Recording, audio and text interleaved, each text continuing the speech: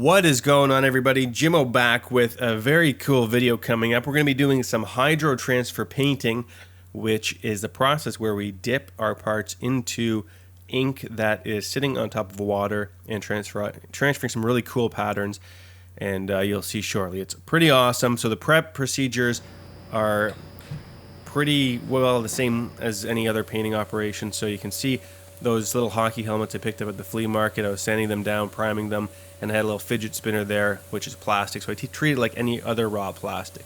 Now, I did make some mistakes along the way, which I want to show you. Like this one here, which is painting these pieces black before I dipped them into my hydro transfer paper here.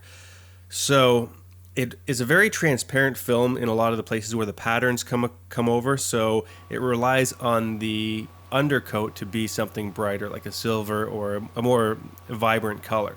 And I should have known that instantly, but I guess I wasn't thinking this through. So here you can see me wasting one of several sheets trying to get the hang of things here. So my fidget spinner, that's probably not the best way to dip it either. It's a lot like painting in the sense it relies on your muscle memory and building those skills of repetition and doing things over and over. So I was getting better and better as I practiced more and more, and it became a pretty easy process overall. It almost looks like it's a lot more complicated than it really is, and anybody I think that's painting now would have no problem with this at all. So basically, you let that sit in the film sit in the bucket for about 60 seconds. Apply this activator, which will dissolve the film, and you can dip your piece straight into it, and it just transfers over. Then you rinse it off and let it, and then apply a clear coat to protect it, just like anything else. So it's a very cool process, very addictive, and something satisfying about just dipping a piece of any part in there and it coming out looking pretty cool. So very easy way to get a very cool result, and you could mix it in with some custom painting. You can apply candies and stuff.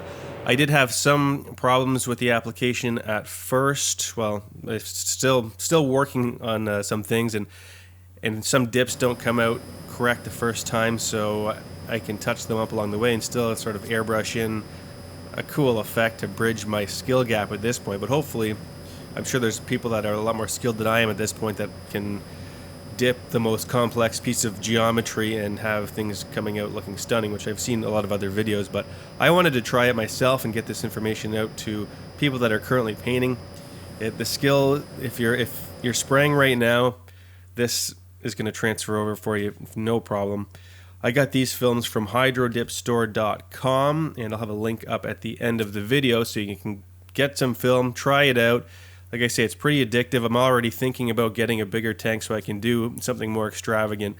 So thanks for watching. I'm going to have a bunch of other things that I'm sure will be popping up pretty soon. I just put together a hoverboard, which turned out really cool, and I'll have a video on that coming up very shortly. But I want to show you how my first dip went, and you guys can see for yourself here. So thanks for watching. Subscribe for more, and we will see you soon.